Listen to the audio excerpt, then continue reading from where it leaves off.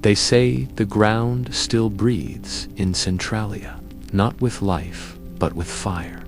If you drive through the endless hills of Pennsylvania, you might stumble upon a road that leads nowhere. Its asphalt is cracked open, its edges glowing faintly red in the dark. And if you stop and listen, you'll hear it, a deep, steady hiss, like the earth itself exhaling smoke. This is Centralia, the town that burned, but somehow never died. Long before the fire, Centralia was alive. It was a small mining town, tucked deep inside the hills of Pennsylvania. Picture rows of wooden houses, children running home from school, the smell of coal dust in every breath. Coal was everything. Hirtha, jobs, the warmth, the very heartbeat of the community.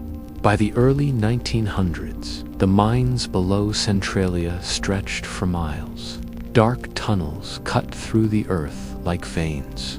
Men went down before sunrise and came back after sunset, their faces black with soot, but their spirits burning with hope. They called coal black diamond, and in Centralia, every family believed that diamond would shine forever. But no one knew that one day the same fire they depended on would become the fire that would never stop. It all started in May of 1962. The town was getting ready for Memorial Day. Volunteers gathered near the landfill behind the cemetery, wanting to clean it up before the parade. Somewhere between the trash and the ashes of old wreaths, someone lit a match. It was supposed to be simple: burn the garbage, tidy the town, and go home before evening. But the fire didn't stay where it was meant to. It found an opening, a crack leading straight into the abandoned coal mines below. And once coal catches fire, it doesn't let go. At first, no one noticed. Days passed. The smell of smoke drifted through the town, but miners just thought it was another shift underground. Then came the heat. Basement walls grew warm to the touch. Gas began to seep through cracks in living rooms. Children said the ground hummed like a furnace. By the time anyone realized what had happened, it was too late. The fire had moved beneath the town itself, a secret blaze spreading silently through miles and miles of tunnels. In 1979, the first big sign appeared. Gas station owner John Coddington stuck a thermometer into his underground tank. The ground beneath it registered a shocking 172 degrees Fahrenheit. The next year, a 12-year-old boy named Todd Dombowski fell into a sudden sinkhole that opened up behind his house. It was a hole that appeared out of nowhere, hot steam rising from it, nearly pulling him into the burning tunnels below. He barely survived. After that, people stopped calling it an accident. They started calling it a curse. The U.S. government tried everything. They built fire barriers, installed ventilation shafts, and trenched the land. But the flames kept finding new air. No matter what they sealed, the fire just moved somewhere else. It wasn't a fire anymore. It felt alive. As one resident said, you could stand on the church steps and feel the ground breathing, like the earth was sighing beneath your feet.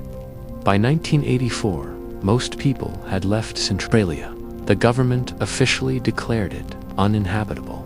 Houses were bought, torn down, and the mail service stopped using the town's zip code. But not everyone left. A few families stayed behind, the stubborn, the faithful, the dreamers. They said this was their home, and no fire could chase them away. Among them was Ruth Ann Widra, a woman who used to stand outside her house each morning and greet the smoke as if it were a neighbor. She once said, "You get used to it. The world thinks we're ghosts, but I still hang my laundry in the sun." The people who stayed lived above a hidden inferno. with gardens on top of burning veins and houses warmed by the earth itself. In winter, they said you could see the steam rising from the snow, as if the town were still breathing. Over time, Centralia disappeared from maps, but the fire never did. Scientists say it could continue to burn for another 250 years. Every year, the temperature below shifts as rivers of flame move slowly, changing the shape of the land.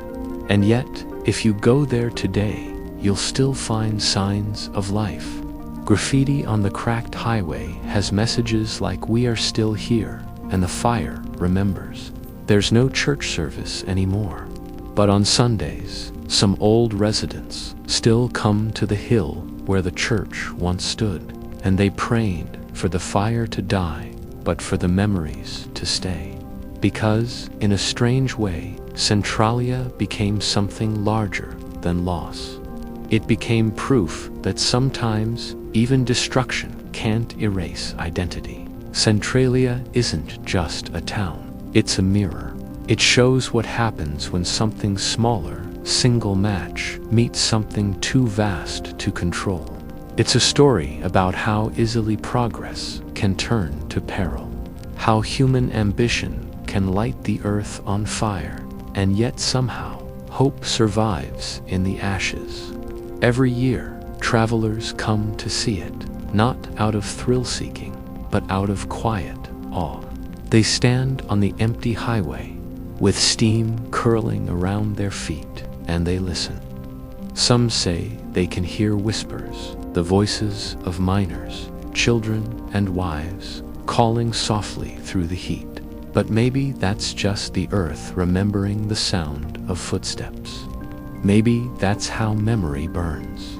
Close your eyes. Imagine standing at the edge of that ghost town. The sky above is painted orange by a distant glow. The air smells like rain and smoke. The wind hums through the trees, and beneath your feet there's the faintest tremor, like a heartbeat, steady and eternal. Centralia may be gone, but it hasn't stopped existing. It's become a story, a living ember in America's memory. And maybe that's what all stories really are. Fires that refuse to die, even when no one's left to tend them. Ready to unwind? Imagine this. The day's hustle is finally over. The lights are low, and you're sinking into your favorite chair. What's missing? That perfect touch to transform your evening into something special. Here, we believe every night deserves a little bit of magic, a moment of pure comfort and calm. We're all about creating that cozy, luxurious feeling, like being wrapped in velvet. From soothing stories to tranquil sounds and relaxing conversations, this is your personal escape. It's your time to decompress, to breathe, and to just be. So, are you ready to settle in? Go on, hit that subscribe button, and let's make every evening a velvet night together. You've earned it. See you soon. Thank you for watching.